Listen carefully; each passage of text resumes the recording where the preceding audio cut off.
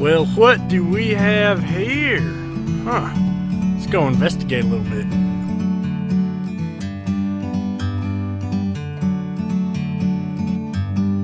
How you doing okay over there, son? Like a bird on a tree.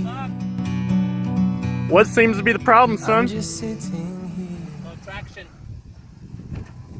Okay, well, you want me to go ahead and pull you out? No, I got some traction blocks right here.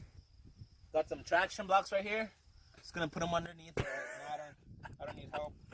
Son, let me go ahead and see that real quick. Let me see what you got there. We're gonna tie them right there.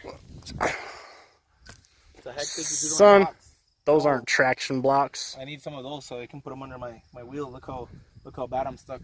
Let me get you a real product, son. What you got in there? These are what we call traction jacks. Damn. Go ahead and take grab of that, son. It's heavy.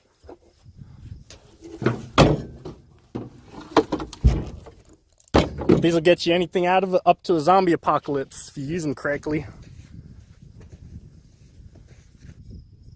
Okay, all you're going to do is dig a nice gradual path right here so you can get the traction jack underneath. Like Don't that? dig down. Yeah.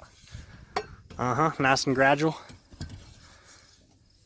Get as far under the tire as you can, boy.